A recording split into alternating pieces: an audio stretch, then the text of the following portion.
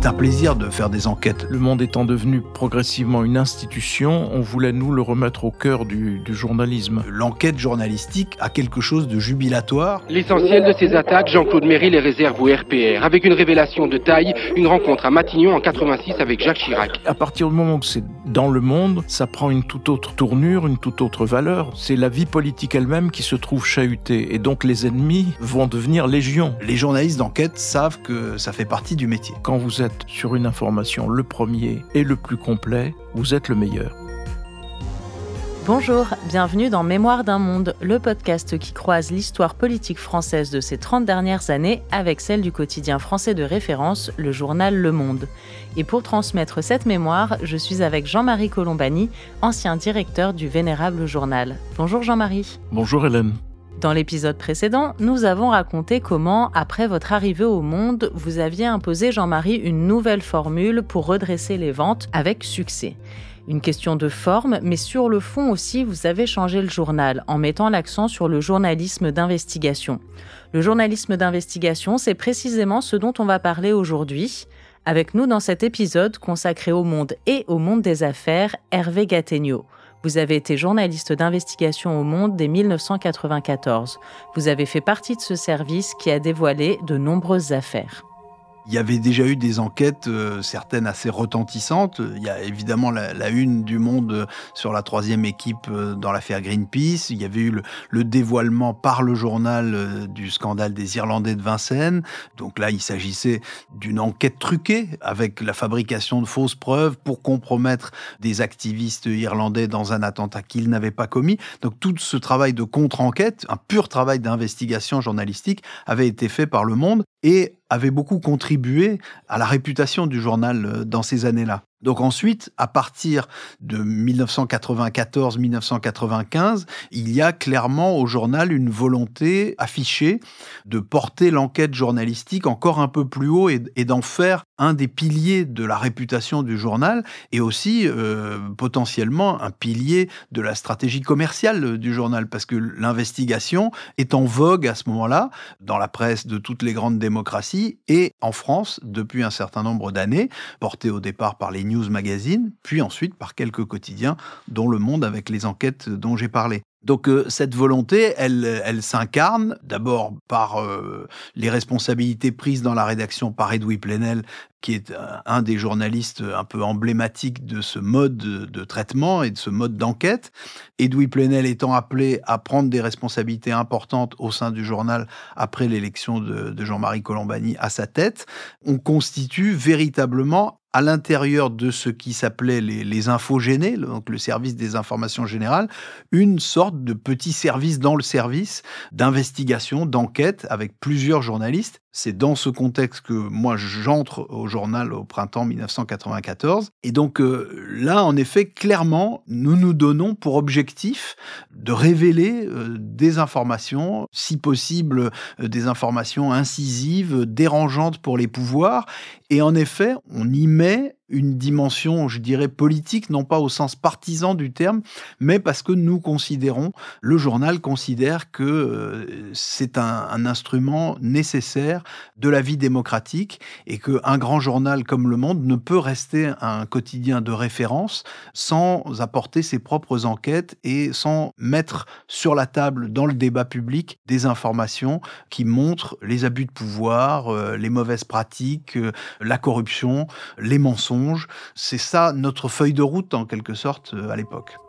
Jean-Marie, pourquoi est-ce que vous aviez la volonté à cette époque de pousser ce genre de l'investigation ? Alors d'abord, la nécessité pour le journal, c'était c'est un mot un peu pompeux, mais de se refonder, c'est-à-dire de reconsidérer à la fois son rôle et sa place dans la société française à travers une résurgence ou un retour aux sources finalement, qui était aux sources de l'information elle-même.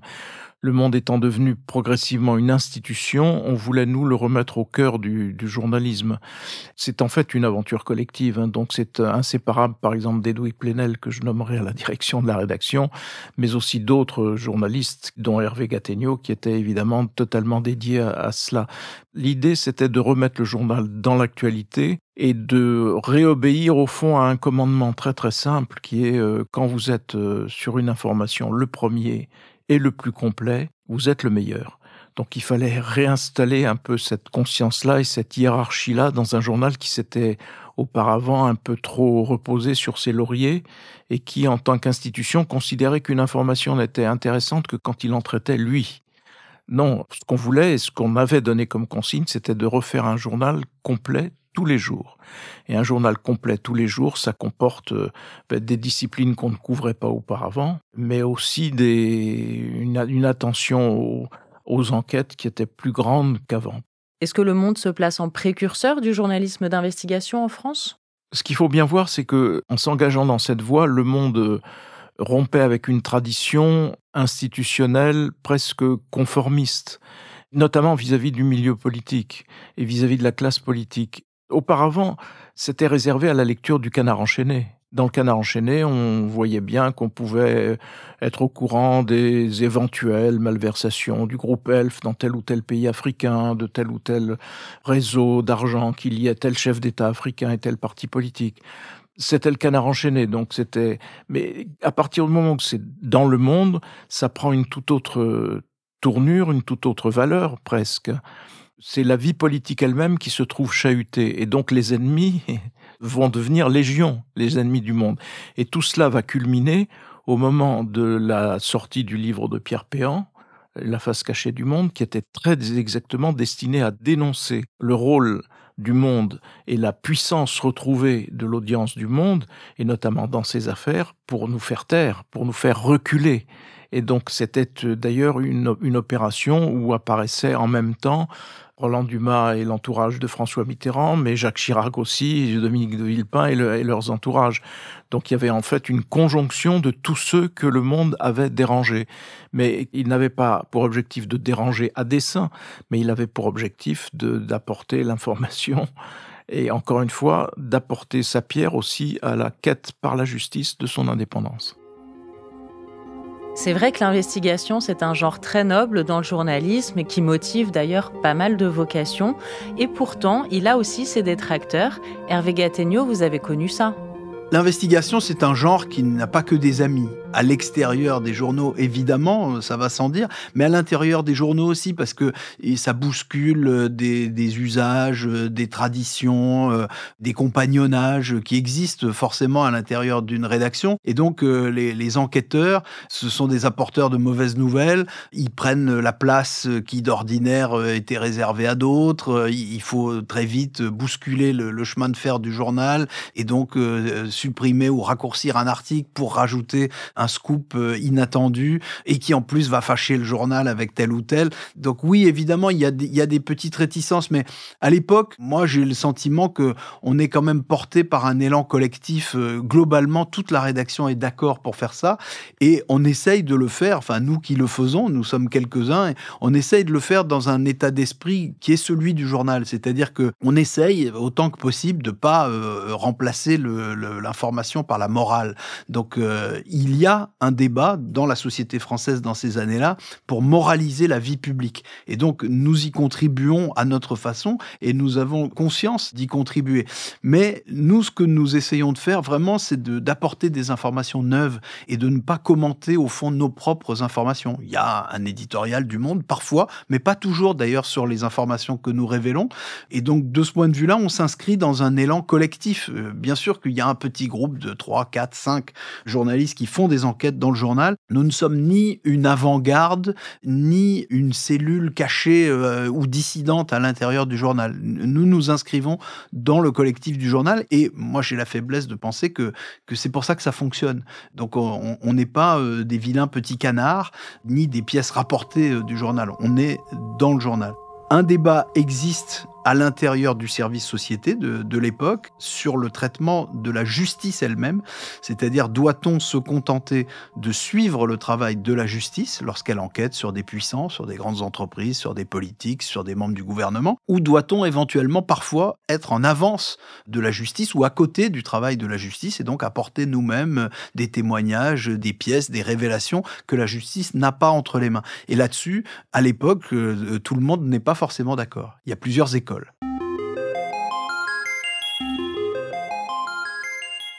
Jean-Marie, est-ce que ça vous a valu des problèmes au sein de la rédaction du Monde ? Oui, il y avait des problèmes au sein de la rédaction du Monde parce que c'était une façon de travailler et un choix de sujet qui n'était pas habituel et qui rompait avec, encore une fois, le côté institutionnel du journal. Et donc, il y a un certain nombre de personnalités, de journalistes de renom d'ailleurs, qui n'étaient pas d'accord avec cela. Certains sont partis, ont quitté le Monde, d'autres sont restés, mais en étant en désaccord, au fond, avec cela.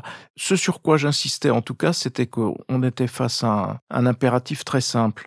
Et c'est pour cela qu'on a pu parler du couple du juge et du journaliste, qui sont au cœur de l'investigation, en fait. Parce que moi, j'ai considéré, alors pour le coup, que le Monde devait toujours être du côté des libertés et de la démocratie, et que la justice avait engagé un combat pour son indépendance.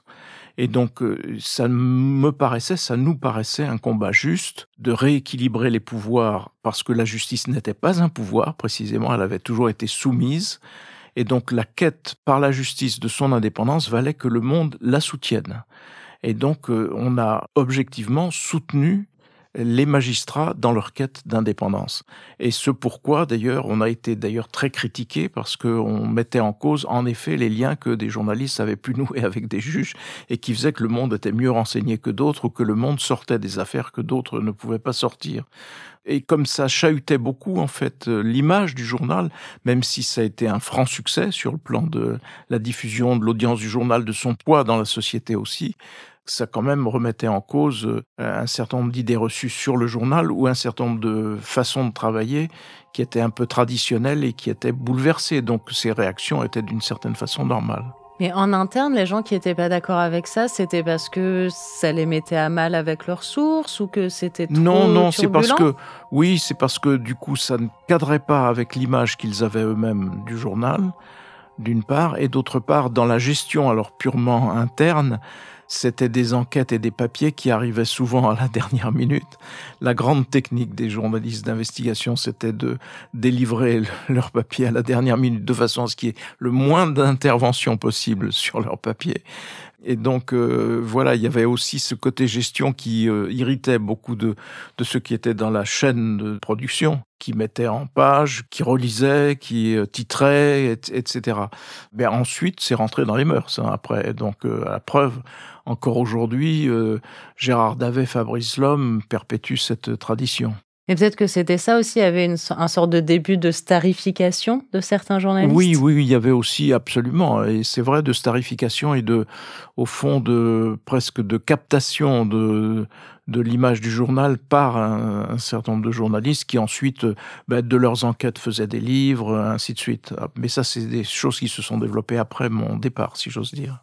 Bien sûr que on nous reproche, dans certains milieux, on nous reproche de faire des choses que, normalement, nous ne serions pas censés faire. Et c'est là-dessus qu'il faut s'entendre. Et je me souviens très bien d'avoir des discussions à l'époque avec des membres de cabinets ministériels que je connais, avec des avocats classés à gauche que je connais, que je fréquente depuis longtemps. Et au fond, je leur dis, vous considérez que nous ne sommes pas censés faire ce travail parce que nous sommes classés à gauche, mais nous considérons qu'un journal classé à gauche ne peut pas ne pas faire ce travail parce que ce travail n'est pas un travail partisan, c'est un travail démocratique auquel nous croyons sans monter sur nos grands chevaux. Nous considérons, le journal considère, et chacun des gens qui font ce travail le considère avec le journal, que c'est nécessaire de le faire. Et j'ai envie de dire, à plus forte raison, parce que c'est un pouvoir de gauche et parce que nous sommes un journal classé à gauche. Donc ces tensions existent, il y a des gens qui ne veulent plus nous parler, il y a des gens qui nous engueulent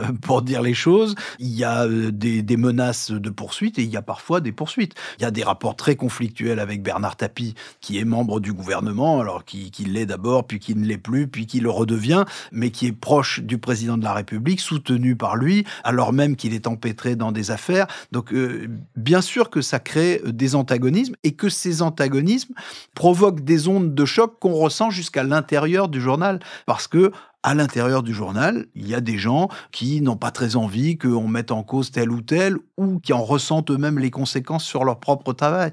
Soudain, des sources se mettent à ne plus vouloir leur parler, on leur fait des reproches, on ne leur donne plus les informations qu'autrefois on leur aurait données, et on les réserve plutôt à des journaux concurrents, etc. Donc tout ça, ça fait partie du travail d'une rédaction, et des sentiments partagés qu'on peut avoir sur ce type de traitement ou de travail journalistique. Les journalistes d'enquête savent que ça fait partie du métier. Et au chapitre des tensions, on peut ajouter aussi les menaces, y compris les menaces physiques. S'agissant de Bernard Tapie et d'Hervé Gattegno, il y a eu des épisodes où Hervé était vraiment menacé physiquement par des sbires qui étaient envoyés par Bernard Tapie. Oui, ça m'est arrivé. Tapie m'a menacé lui-même au téléphone. Je me suis retrouvé un jour à Marseille dans un parking avec son chauffeur et un de ses hommes de main qui avait une attitude, je dirais, peu sympathique envers moi et même franchement menaçante. On m'a fait comprendre plusieurs fois qu'il y avait des choses qui valaient mieux que j'arrête de faire et des endroits que j'arrête de fréquenter. Voilà, on m'a dit un jour que si j'allais au stade Vélodrome à Marseille, je risquais de me faire casser la figure. Bon, voilà, alors je veux pas ni dire que ça ne comptait pas, ni dire que c'était extraordinairement intimidant, mais évidemment, c'est pas les meilleures conditions de travail possibles pour un journaliste qui fait des enquêtes. Bon, encore une fois, moi, j'ai toujours considéré que ça faisait partie du métier. On a un pouvoir très important qui est celui de compromettre des gens avec les informations qu'on révèle ou qu'on publie. Voilà, il y a des contreparties. On ne peut pas s'attendre à ne recevoir que des félicitations et des encouragements, surtout de la part des personnes qui sont visées. Quand j'enquête sur l'affaire Elf à partir de la fin 1994 au Monde, je reçois plusieurs fois des menaces, dont une qui culminera de mémoire en 1997 par des menaces physiques dans la rue à Paris, à quelques pas du ministère de l'Intérieur d'ailleurs, dans des conditions vraiment très intimidantes là pour le coup, avec vraiment une pression physique exercée sur moi et des menaces explicites sur moi, sur ma famille, évoquant mes enfants, etc. Là, le journal avait déposé plainte, donc j'ai été placé sous une sorte de surveillance, protection policière pendant plusieurs semaines. Voilà, c'était pas la période la plus agréable de ma vie professionnelle.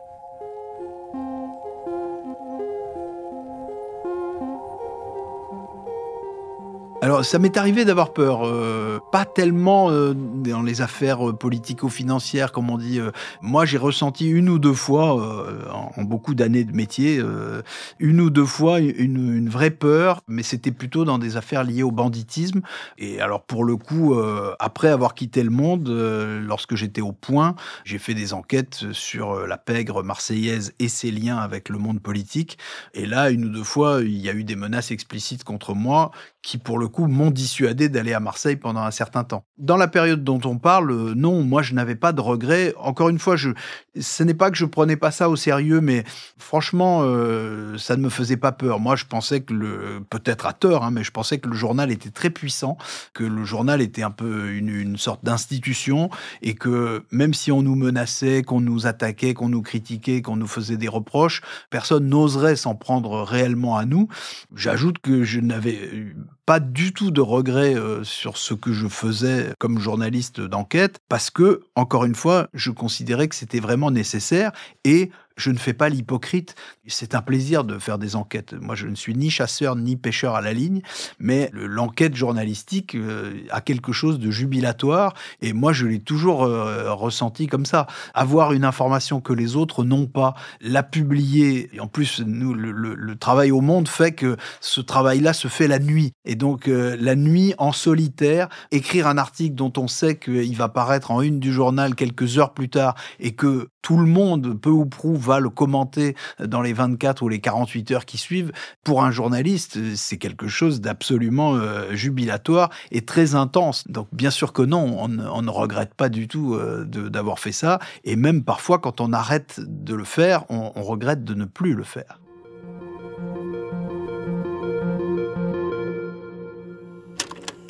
Ce que la justice reproche à Loïc Le Floch-Prigent, c'est la gestion trouble d'un empire industriel. De 1988 à 1993, Loïc Le Floch-Prigent est PDG d'Elf Aquitaine, premier groupe pétrolier français. À l'époque, Elf affiche les bénéfices les plus importants de l'industrie française. Son président veut se montrer entreprenant. Le groupe pétrolier investit donc à tout va. Agroalimentaire, papeterie, immobilier, électronique et textile, en l'occurrence avec le groupe Biedermann. Loïc Le Floch-Prigent est un ami de Maurice Biedermann, un ami et aussi un banquier généreux. En 5 ans, le groupe Biedermann obtient 787 millions de francs d'aide de la part du groupe Elf. Le tout dans des conditions jugées suspectes par la justice. Jean-Marie, Hervé Gattegno a évoqué l'affaire Elf, qui fut une affaire majeure dans les années 90. Ça a été un énorme scandale politico-financier. De quoi retournait-il exactement ? C'est une affaire complexe parce que ça mêle à la fois le financement occulte de la vie politique par une grande entreprise qui arrose les partis politiques. Ça mettait en cause aussi la relation entre ces partis et l'Afrique, parce que les investissements d'Elf étaient considérables en Afrique, et de là était né un système dit de rétrocommission, c'est-à-dire d'argent qui partait de France vers ces pays africains et dont une partie était retournée à des acteurs politiques en France.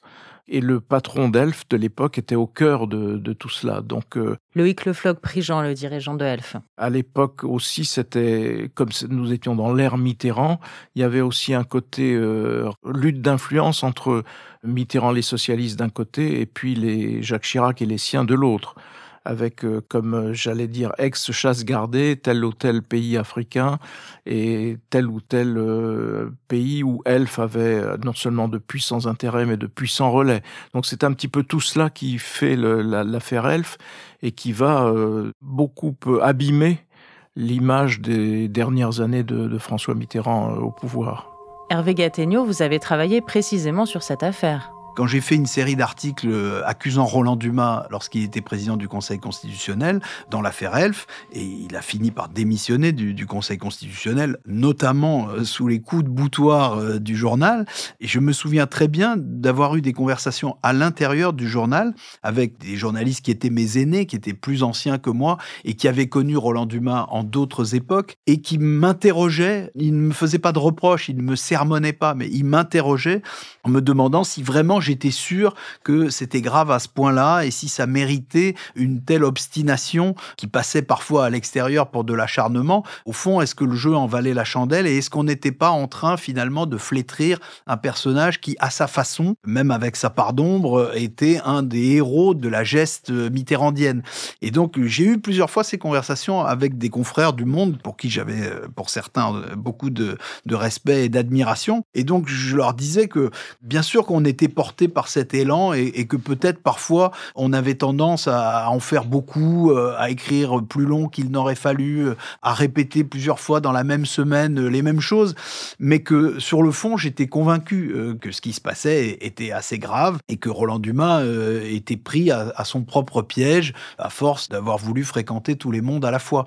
Et finalement, la suite nous a donné en partie raison, je dis bien en partie parce qu'à la fin, sur le volet de l'affaire Elf qui le concernait, il a été relaxé par la justice, mais chacun a vu par la suite, et y compris des années plus tard, a été apportée la preuve que, en tant que président du Conseil constitutionnel, il avait négocié un arrangement assez frauduleux avec Jacques Chirac à propos de la validation des comptes de la campagne présidentielle de 1995. Donc, tout ça, ce sont des choses que nous avions écrites dans le journal, que j'avais écrit et qui nous ont été reprochées. Il arrive que la vérité officielle vienne des années après qu'un journal l'a dévoilé. C'est arrivé plusieurs fois. Je me suis réconcilié depuis avec Roland Dumas, mais c'était un moment assez intense à l'intérieur du journal parce que des gens de bonne foi du journal, qui avaient connu un autre Roland Dumas ou une autre facette du personnage, avaient des doutes sur ce qu'on faisait. Mais il n'y avait jamais d'agressivité. Enfin, en tout cas, moi, j'ai jamais ressenti ça, il n'y avait jamais d'agressivité, jamais de malveillance, et donc on ne me reprochait pas ce que je faisais. On me demandait si vraiment j'étais sûr qu'il fallait aller aussi loin. Un jour de mai 96, Arnaud Hamelin voit arriver dans son bureau Jean-Claude Méry. Les deux hommes ne se connaissent pas, c'est une relation commune qui les a mis en contact. Durant 72 minutes, le producteur indépendant enregistre la confession, sur ce divan, du financier occulte du RPR. Une charge brutale, sans nuance et sans fournir de preuves, où il n'épargne personne. Un monologue dans lequel il explique comment il redistribuait l'argent des marchés publics entre les partis politiques. Je les ai contraints à me verser un total sur cette opération de 10 millions de francs, que j'ai réparti moi-même à raison de 5 millions de francs pour le RPR, Aujourd'hui, 4 ans après l'enregistrement, 1 an après le décès de Jean-Claude Méry, mort d'un cancer, Arnaud Hamelin choisit le journal Le Monde pour publier ses accusations. À l'époque, Jean-Claude Méry, silencieux devant le juge, voulait par cette confession se constituer une sorte de protection. L'essentiel de ces attaques, Jean-Claude Méry les réserve au RPR, avec une révélation de taille, une rencontre à Matignon en 86 avec Jacques Chirac et son directeur de cabinet. Ce jour-là, j'ai remis les 5 millions de francs en argent liquide directement sur le bureau de M. Roussin en présence de M. Chirac. L'affaire de la cassette Méry, c'est une des grosses affaires politico-financières des années 80-90. Elle concerne un financement occulte du RPR. Jean-Claude Méry, c'est un promoteur et membre du comité central de ce parti.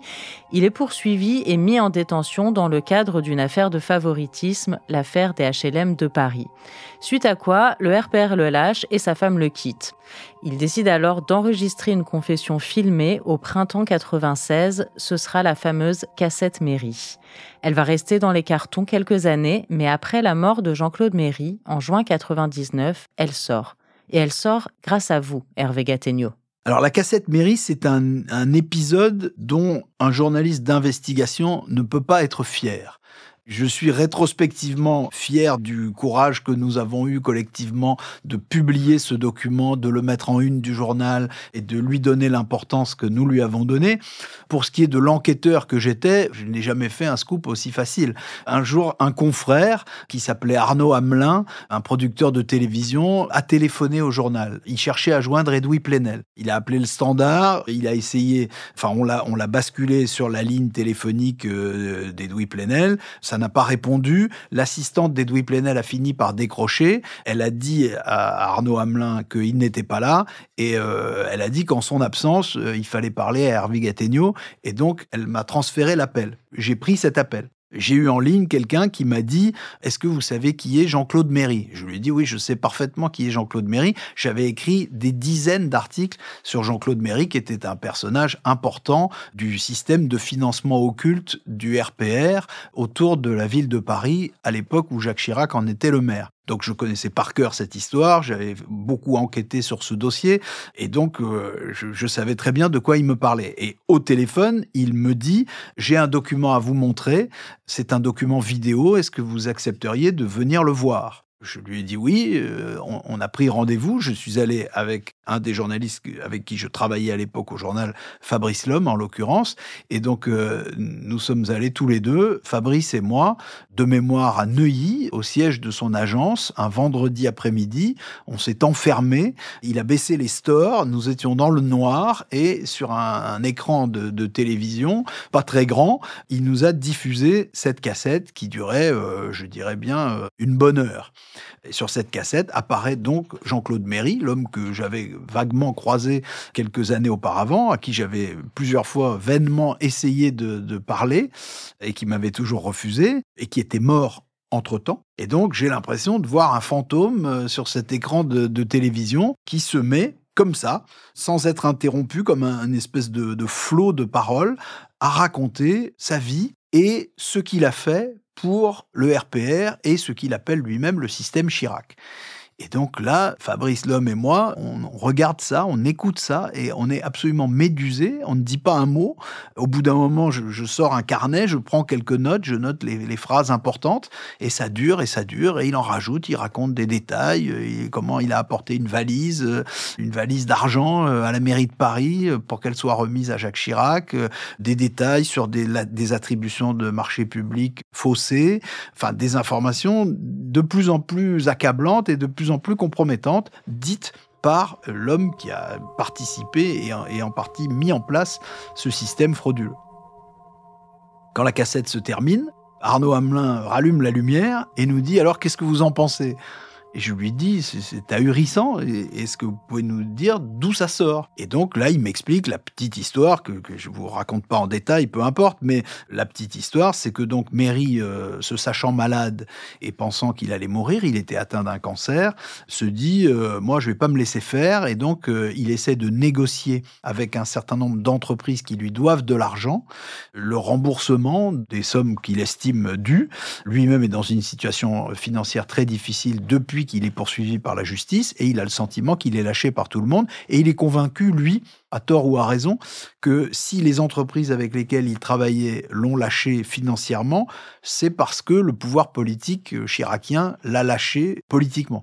Et donc, c'est une sorte de chantage ou d'instrument de chantage qu'il crée en procédant à cet enregistrement. Néanmoins, cet enregistrement, donc il est physiquement, c'est une cassette vidéo, et donc il donne cette cassette vidéo au producteur, à Arnaud Hamelin, et ensuite il va la récupérer, et donc il n'en laisse pas d'exemplaire à Arnaud Hamelin lui-même, donc il part avec, et pendant un certain nombre de mois et d'années, Hamelin n'entend plus parler de ce témoignage, dont il est en quelque sorte le co-auteur, puisque c'est lui qui est derrière la caméra. Donc cette cassette dort dans un coffre pendant assez longtemps, et puis ensuite, après la mort de Méry, Hamelin, se disant qu'il y a peut-être quelque chose de journalistique à en faire, puisqu'il est journaliste, il fait tous ses meilleurs efforts pour récupérer un exemplaire de cet enregistrement, le récupère, essaye de monter un film de télévision à partir de ce témoignage, n'y parvient pas, parce qu'aucune chaîne n'a le courage de vouloir mettre ça à l'antenne, et il se dit, et c'était flatteur pour le journal que nous faisions à l'époque, il se dit, le seul média qui peut avoir le courage de faire ça, c'est Le Monde, et donc c'est pourquoi il nous appelle. Et donc nous allons faire, Fabrice et moi, un travail, alors là, assez confidentiel pendant plusieurs semaines, parce que le document est très très long, donc on va le retranscrire entièrement, nous-mêmes, on ne veut pas confier ce travail à qui que ce soit d'autre parce qu'on ne veut pas qu'il y ait des fuites. Donc on s'enferme, Fabrice Lhomme et moi, on met tout ça par écrit et au fur et à mesure, on raconte ça à Edoui Plenel d'abord et à Jean-Marie Colombani ensuite. Et donc on prépare en secret du reste de la rédaction cette opération, entre guillemets, qui va consister à publier non pas l'intégralité parce que ce serait trop long, mais l'essentiel de ce que raconte Jean-Claude Méry dans ce qu'on appelle à l'époque un testament en vidéo et qui va s'appeler la cassette Méry aussitôt après la publication par Le Monde de ce document.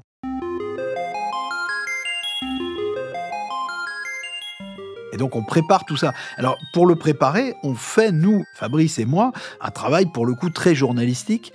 C'est-à-dire qu'avec la connaissance que j'avais, moi, de ce dossier, du dossier judiciaire qui concernait Méry et le renfort précieux de Fabrice, on essaye de vérifier tout ce qui est vérifiable dans ce qu'il dit. On met plusieurs semaines à tout ça, on prend des dates, des faits, et on vérifie que, sans apporter la preuve que c'est vrai, en tout cas que c'est cohérent avec ce que nous savons. Et donc, on donne beaucoup de crédibilité à ce témoignage, qui reste le témoignage d'un mort, et dont nous savons bien que, compte tenu des accusations qu'il comporte, il va évidemment soulever beaucoup de contestations. On va nous dire, vous faites parler un mort, comment le contredire, comment le vérifier. Donc, nous faisons en amont tout ce travail. Et à un moment donné, donc nous sommes en 2000, si ma mémoire est bonne, nous publions en 2 volets, un vendredi et un samedi, le testament de Jean-Claude Méry. Et le hasard fait que, et là c'est vraiment le hasard, que le jour où nous publions le premier volet, Jacques Chirac est en déplacement à Angoulême, notamment au salon de la bande dessinée, où il est accueilli par un spectacle d'enfants qui chantent sur l'air de Pinocchio avec des nez qui s'allongent, ce qui donnera lieu à une scène de télévision assez étonnante. Et le soir, il a calé un entretien télévisé avec France 3 qui a été annoncé par l'Élysée, et donc il est évidemment trop tard pour l'annuler. Jacques Chirac est à l'époque en campagne pour le référendum sur le quinquennat. Donc cet entretien a lieu. Pour l'anecdote, c'est Élise Lucet qui va interroger le président de la République. Le fait est qu'elle va l'interroger avec, je dirais, une très grande amabilité par rapport au personnage que l'on connaît aujourd'hui d'Élise Lucet. Et dans un entretien donc assez complaisant, il faut bien le dire, elle va laisser tranquillement Jacques Chirac dire la fameuse phrase selon laquelle il s'agit d'une histoire abracadabrantesque, et il y ajoute un lapsus significatif puisqu'il dit une histoire abracadabrantesque sur des faits qui ont eu lieu il y a des années. Et donc la transcription de cet entretien sur le site de la présidence de la République sera modifiée dans les heures qui suivent pour rajouter un conditionnel. Et donc les faits qui ont eu lieu deviennent des faits qui auraient eu lieu. Mais l'épisode reste assez marquant, on va dire. Et donc, à ce moment-là, quand on publie ce document, il y a une sorte de tornade qui s'abat sur le débat politique. C'est-à-dire que vraiment, pendant des jours et des jours, on ne va plus parler que de ça. Ça va prendre une place absolument démesurée. Et nous-mêmes, au journal, on est un peu estomaqués en réalité, parce que bien sûr qu'on sait qu'un document pareil, ça va forcément avoir des conséquences énormes. On accuse directement le président de la République. On mesure l'importance de ce qu'on fait. Mais on ne s'attendait pas à un tel tohu-bohu. Dans le système médiatique, on voit des journaux se dresser en face de nous. Il y a vraiment des journaux qui vont se donner pour mission de contre-enquêter sur la cassette mairie pour essayer de la démonter, pour essayer d'en relativiser l'importance. L'Express notamment, qui vraiment se donne cette mission. Et donc là, on voit à quel point on a provoqué quelque chose qui est de l'ordre de la crise politique et médiatique. Et là, moi, j'ai le souvenir, je ne sais pas si Jean-Marie s'en souvient, mais moi, j'ai le souvenir d'un coup de téléphone du secrétaire général de l'Élysée, Dominique de Villepin, qui dit au directeur du Monde « Vous avez voulu la guerre et vous l'aurez ». Et quelque temps après, je reçois moi-même un coup de téléphone de Dominique de Villepin, que je connaissais à peine, et à qui je n'avais pas l'habitude de parler. C'était pas une de mes sources, ni un interlocuteur régulier. Et donc, je suis non pas convoqué, mais convié. Dominique de Villepin m'invite à venir le voir à l'Élysée. Et donc, je vais le voir, et nous avons un entretien qui n'a pas lieu dans son bureau, mais qui a lieu dans l'appartement de permanence à l'Élysée, qui est au coin de l'avenue Marigny. Et dans cet appartement-là, donc, on s'assied, on boit un verre, et Dominique de Villepin m'explique à quel point nous sommes des marionnettes dans une guerre politique qui nous dépasse. Et il me dit qu'il n'est dupe de rien et que cette guerre aura lieu, puisqu'en effet nous l'avons voulu, et que nous la perdrons, que le journal perdra cette guerre. Et là-dessus, il me salue avec une allure de mousquetaire, au fond comme d'Artagnan combattant Jussac dans Alexandre Dumas, comme s'il avait un peu de considération pour ses adversaires, mais en m'annonçant clairement que l'adversaire sera battu. Et ça fait douter, ça, ou au contraire, ça renforce le sentiment d'avoir bien fait son travail ? On ne pouvait pas douter parce que le document était tellement fort. Et encore une fois, nous avions fait en amont tout ce travail de vérification qu'on ne pouvait pas avoir de doute sur l'intérêt, sur l'authenticité, ni sur l'importance du document lui-même. Ensuite, nous avons un coup de Trafalgar, parce qu'il y a toujours des coups de Trafalgar et des surprises dans les enquêtes. Nous n'avons pas su, parce que personne ne nous l'a dit et personne n'a pensé à nous le dire, nous n'avons pas su qu'entre le moment où la cassette avait été tournée et le moment où nous l'avons publiée, il y a eu une époque où un double a été fait de cet enregistrement et que ce double de l'enregistrement a été remis à Dominique Strauss-Kahn, lequel Dominique Strauss-Kahn est à l'époque une figure importante du Parti socialiste, à qui certains prêtent l'intention ou la possibilité de se porter lui-même un jour candidat à la mairie de Paris, ce qui ne sera jamais le cas. Cet enregistrement a été remis à Dominique Strauss-Kahn. Dominique Strauss-Kahn expliquera, lorsque cet élément sera rendu public, qu'en fait, il n'a jamais lui-même visionné la cassette et qu'il n'y a pas attaché la moindre importance. C'est tout à fait possible. Je ne dis pas que c'est pas crédible. Mais l'existence de ce petit événement dans l'histoire va provoquer une contre-offensive orchestrée par l'Élysée et par Dominique de Villepin en particulier, qui va parasiter en fait le message et qui va atténuer, je dirais, les conséquences politiques de la publication de la cassette mairie par Le Monde. Si j'ose dire, c'était de bonne guerre. Ils ont trouvé providentiellement ce petit élément qui permettait d'instiller dans l'opinion l'idée selon laquelle la publication de cet enregistrement par Le Monde était une opération montée par le Parti socialiste, ce que ça n'était évidemment pas. Mais à la fin, comme ça se produit malheureusement souvent, ce qui a failli dans cette histoire, c'est la justice, puisque la justice n'a pas voulu considérer la cassette mairie comme un élément à charge, n'a pas voulu faire les vérifications qui pouvaient s'imposer sur la base de ce témoignage, certes posthume, mais circonstancié et sur certains points très précis, et citant des personnalités vivantes, qu'il aurait donc été possible et même facile d'interroger. La justice ne l'a pas fait. Il y a eu une grande interview de Jacques Chirac le 14 juillet, au cours de laquelle il a explicitement menacé les magistrats. Patrick Poivre d'Arvor lui demande s'il pense que les magistrats chargés de ces enquêtes pourraient aller jusqu'à interroger son entourage immédiat, y compris pourquoi pas son épouse. Et Chirac répond « ce serait de l'inconscience ». Et il le dit avec un rictus de fauve qui a fait son impression là où il devait la faire. De fait, la cassette mairie et un certain nombre d'autres éléments ont cessé d'être exploités par la justice et toutes ces affaires se sont terminées à la façon dont Chirac l'avait lui-même annoncé, c'est-à-dire qu'elles ont fait pchit.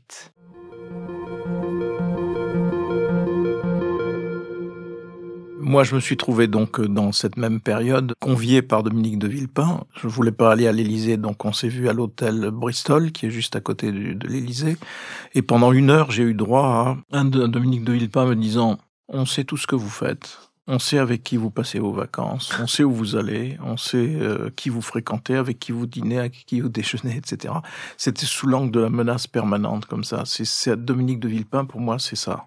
Et par ailleurs, dans cette même période, il y a aussi le montage par l'Élysée et par Villepin d'une affaire qui concerne le financement de la MNEF, la mutuelle étudiante, qui elle-même retentit sur Dominique Strauss-Kahn. Il faut se rappeler que c'est la cohabitation. Pendant cette période de cohabitation, le gouvernement de Lionel Jospin réussit très bien. C'est ce que l'on appelle même la Dream Team, c'est-à-dire qu'autour de Lionel Jospin, il y a Martine Aubry et Dominique Strauss-Kahn, une équipe particulièrement brillante qui réussit plutôt bien. Et donc l'envoi de ce missile téléguidé par Dominique de Villepin sur le financement de la MNEF nous est adressé. Et nous ne le publions pas les premiers, ce sera publié en premier par l'Express et sous la plume de l'enquêteur en chef de l'Express. Jean-Marie Ponto. Jean-Marie Ponto. Et Libération, voilà. Et Libération qui participe aussi beaucoup à cette offensive sur la MNEF. On attend que les autres le sortent. Moi, j'avais refusé qu'on soit les premiers, puisqu'on connaissait la source, et que la source, c'était Dominique de Villepin. Ensuite, Hervé fera une enquête sur le fond de l'affaire et montrera quelques mois plus tard qu'il n'y avait pas matière à monter une affaire précisément. S'agissant de Dominique Strauss-Kahn, en tout cas, sur la MNEF, il y avait des pratiques très discutables, mais voilà. Strauss-Kahn lui-même n'était pas en cause. Il y a les enquêtes elles-mêmes des journalistes et puis il y a la façon dont on dirige leur tir aussi. Et là, sur le ciblage de Dominique Strauss-Kahn par Dominique de Villepin, c'était très explicitement le risque auquel on devait s'attendre. Et donc, on s'est mis un peu en retrait. Les autres ont commencé de publier. Hervé a ensuite fait son enquête. Et on est arrivé à une vérité qui n'était pas celle que Dominique de Villepin souhaitait avoir. Mais c'est une illustration de la guerre dont a parlé Dominique de Villepin. Ça commençait par des menaces qui m'étaient adressées par le secrétaire général de l'Élysée sur ma vie privée, sur tout ça. Enfin, c'est assez exemplaire d'une certaine idée du pouvoir qui était propre au clan chiracien, dont Raymond Barre aimait à dire « ce sont des hommes de sac et de corde ». Et sur la justice, ça explique aussi notre attitude, parce que ce que relève Hervé, c'est-à-dire cette timidité de la justice, explique très bien que le journal se soit porté, j'allais dire, aux côtés des juges qui cherchaient leur indépendance. Et on considérait en effet que l'indépendance de la justice était une façon d'améliorer le fonctionnement de la démocratie française. On en avait eu des preuves tangibles. Et donc cette quête d'indépendance, nous l'avons toujours accompagnée. Vous venez d'écouter Mémoire d'un monde, un podcast de Jean-Marie Colombani, produit et réalisé par Slate Podcast. Direction éditoriale, Christophe Caron et Hélène Decommer. Présentation, Hélène Decommer. Production éditoriale, Christophe Caron, Hélène Decommer et Aurélie Rodriguez. Conseillère éditoriale, Florence Colombani. Prise de son, montage et réalisation, Aurélie Rodriguez. Musique, Victor Benamou.